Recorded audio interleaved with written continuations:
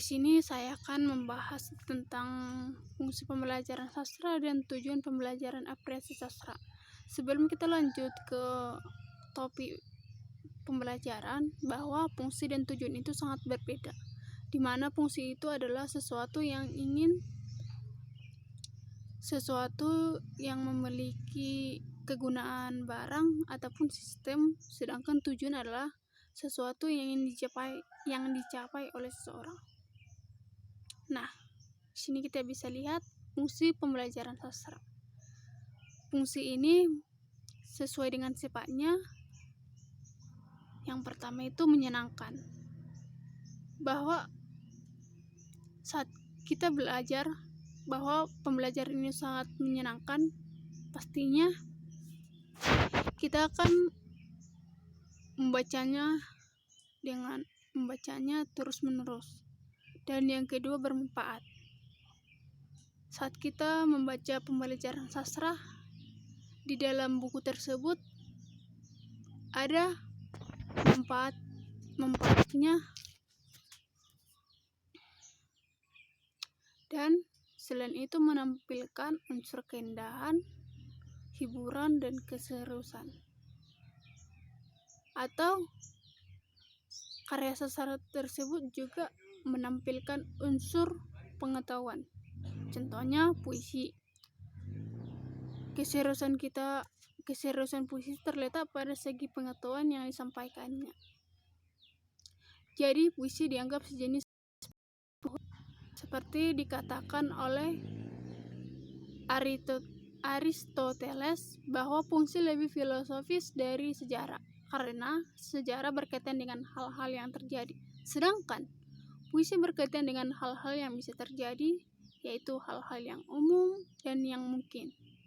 Begitu juga dengan prosa dan drama. Nah, di sini pun juga ada fungsi pembelajaran sastra, yaitu tentang emosi. Di mana mengekspresikan emosi berarti melepas diri dari emosi itu.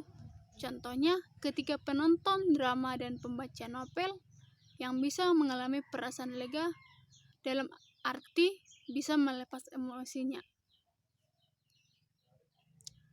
Pelepasan emosi atau pelepasan jiwa dari tekanan-tekanan emosi yang ada ialah menikmati sebuah karya sastra tersebut.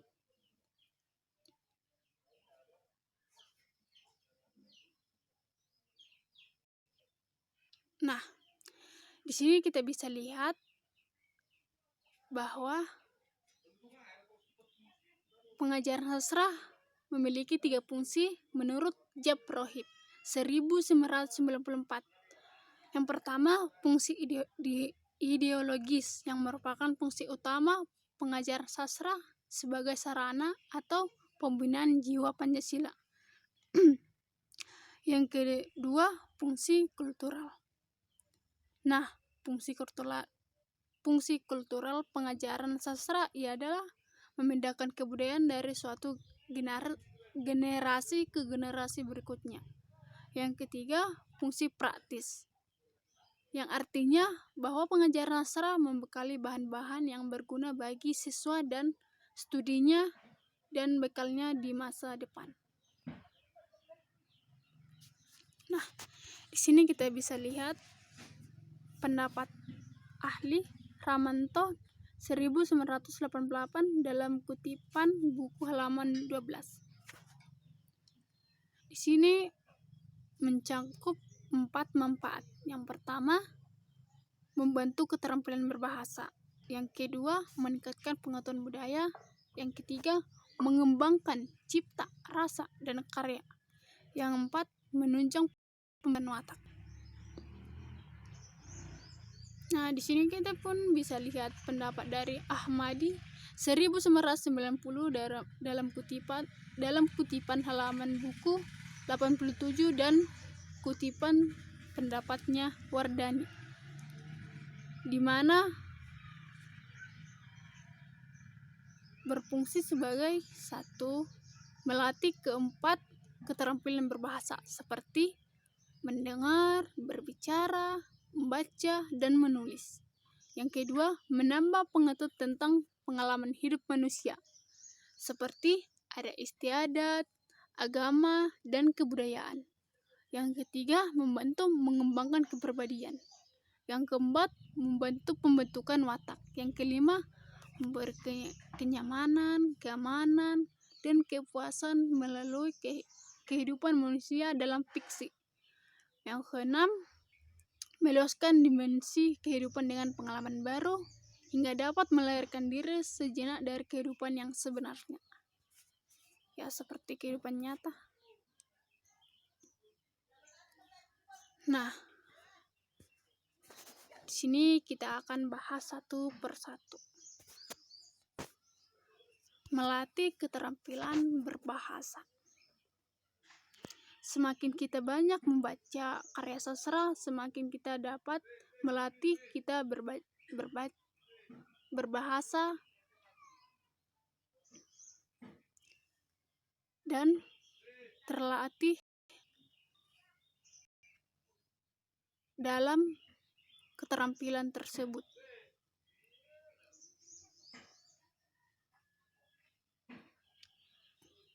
Dan saat kita berbahasa di sini juga dilatih berbicara.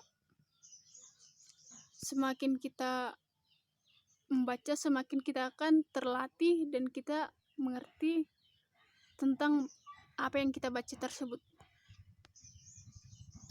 Yang kedua, menambah pengetahuan tentang pengalaman hidup manusia. Nah, ada di dalam bahwa kan karya sastra itu berkaitan dengan kehidupan manusia, seperti kutipan dari Himpunan Imajinasi Tentang Hidup. Nah, ini artinya kehidupan itu dapat berupa adat istiadat, dan kehidupan tersebut sangat beragam. Dan ada juga kutipan dari Di Bawah Lindungan Ka'bah. Berarti ini artinya tentang kebudayaan.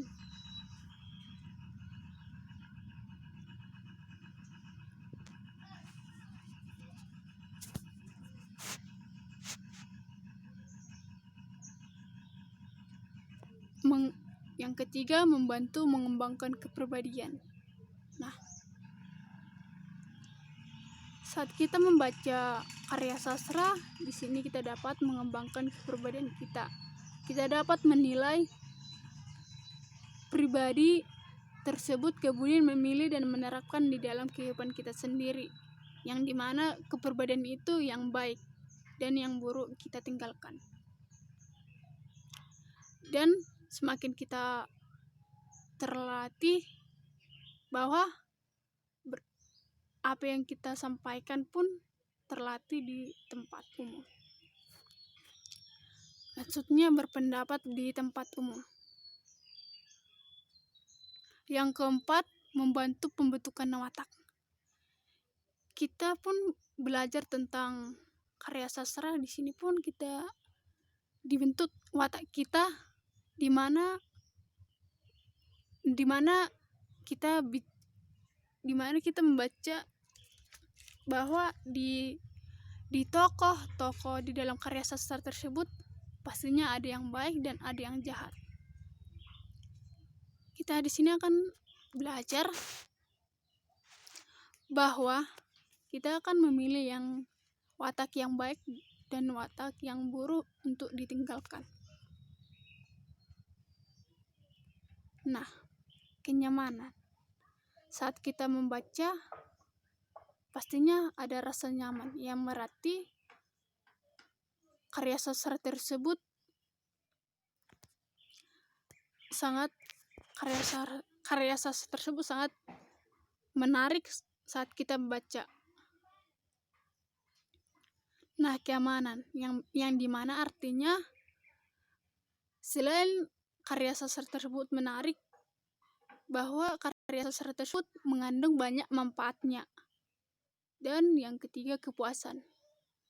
Kepuasan artinya bahwa karya sastra tersebut bahkan bukan karena menarik ataupun banyak manfaat, tapi saat kita membaca karya sastra tersebut banyak sekali manfaat yang kita dapat dari sana. Yang keenam, menghibur. Nah, memang karya sastra tersebut sangat menghibur, di mana karya sastra tersebut sangat mengapresiasikan pembaca untuk menikmatinya. Nah, di antara yang keenam itu, di sini pun ada fungsi sastra bagi hidup dan kehidupan manusia. Sama halnya pengertiannya dari yang keenam ini. Yang keenam itu tadi. Nah, bisa kita lihat kan? Sama artinya. Ini lebih ke singkat penjelasannya.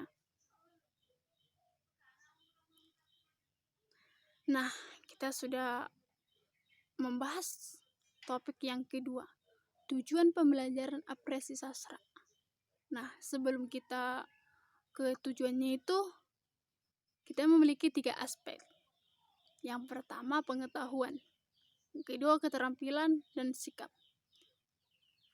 Yang ketiga aspek ini saling mengisi. Nah, di sini kita bisa lihat bahwa ketiga salingnya berkaitan dengan pencapaian tujuan pembelajaran. Nah, yang ketiga ini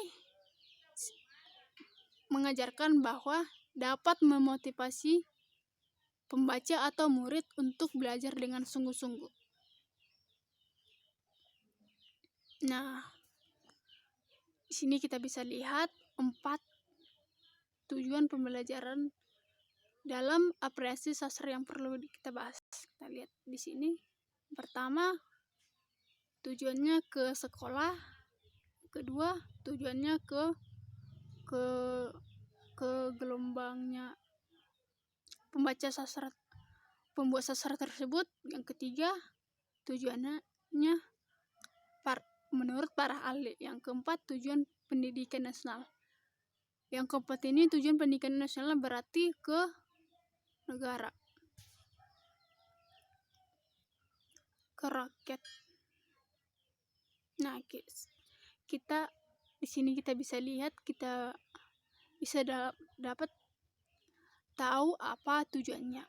Yang pertama, tujuannya itu si pembaca atau kita dapat menikmati, memanfaatkan karya sastra untuk memperluas wawasan, memperhalus budi pengerti, serta meningkatkan pengetahuan dan kemampuan berbahasa kita.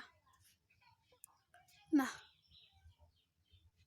di sini juga terdapat tujuan pembelajaran yang lebih khusus sebagai berikut. 1. Siswa menguasai berbagai majas, makna ungkapan dan makna peribahasa. Nah, yang dimaksudkannya itu artinya bahwa saat kita telah belajar tentang pembelajaran karya sastra, di sini kita telah mengerti macam-macam majas tersebut. Kita tahu apa arti setiap kata tersebut. 2. Siswa menguasai ciri-ciri pembentuk puisi, prosa, drama, kritik, dan esai. Di sini pun kita dapat menguasai materi-materi tersebut dengan cara kita memahami isinya tersebut.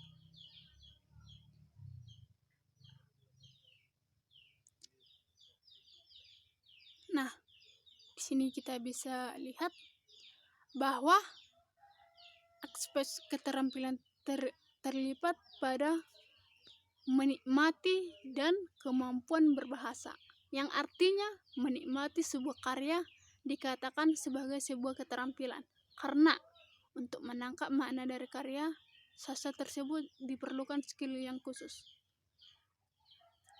Nah, di sini kita bisa lihat bahwa saat kita membaca dan menikmati karya tersebut yang kita baca, sini pun kita akan memahami lebih detailnya tentang apa yang kita baca tersebut.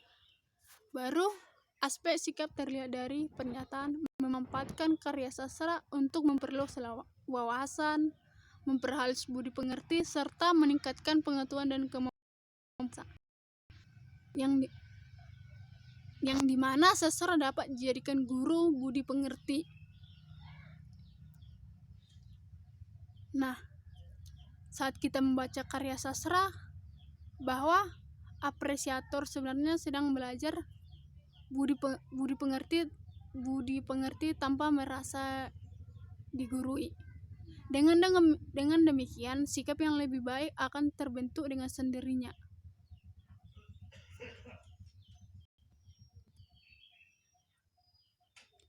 Nah, di sini kita bisa lihat banyak sekali ya, 2 bidang.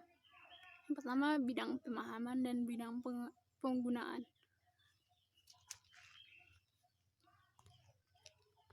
Yang pertama bidang pemahaman berarti siswa mampu mendalami, menghayati, menikmati, dan menarik manfaat dari mendengar.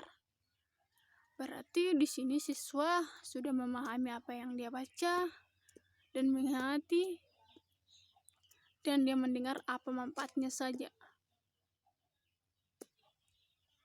Karena dia tahu apa manfaatnya, berarti siswa ini lagi mencari sumber pengumpulan, menyaring, dan menyerap informasi dari bacaan tersebut. Nah, dalam bidang penggunaan, siswa tersebut sudah pekat terhadap lingkungan dan mampu mengungkapkan dalam karangan baik prosa dan maupun puisi. Di sini diajarkan bahwa siswa itu sudah dapat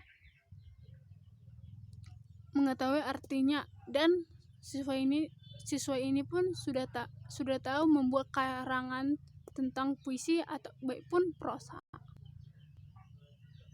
Nah, semakin kita belajar, semakin kita ingin lebih tahu di mana siswa memiliki gambaran menulis dan meningkatkan pengetahuan dan memanfaatkan dalam kehidupan sehari-hari. Di sini kita bisa lihat bahwa saat kita memiliki gambaran menulis sesuatu yang meningkatkan pengetahuan kita, dan setelah kita tahu pengetahuan kita itu, dan kita akan mempraktekannya di kehidupan kita masing-masing. Nah, di sini tujuan pembelajaran apresiasi sastra. Di sini saya sudah menampilkan, bisa dibilang masih satu kata pembelajaran menurut ahli, yaitu Rusiana 1982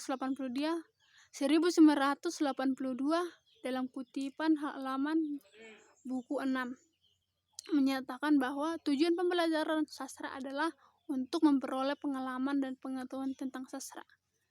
Ini yang dimaksud dengan memperoleh pengalaman dapat dibagi menjadi 2 bagian. Yang pertama, tujuan memperoleh pengalaman dalam mengapresiasikan sastra, dan tujuan memperoleh pengalaman dan mengapresiasikan sastra. Nah, tujuan berekspresi di dalam pembelajaran apresiasi akan memperkuat memperoleh pengalaman apresiasi. Nah, di sini kita bisa lihat ya kan.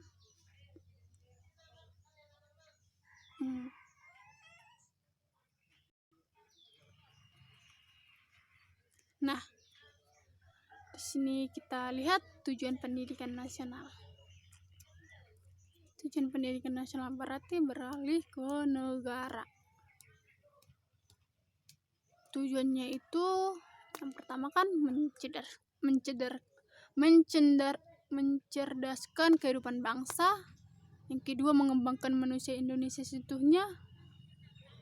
seperti manusia yang beriman, bertakwa kepada Tuhan, dan berbudi pengerti rohani.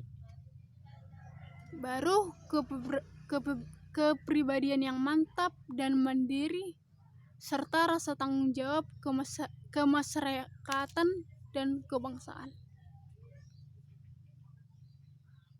Nah, bisa kita lihat di sini kan pembahasannya dari yang kita baca tadi.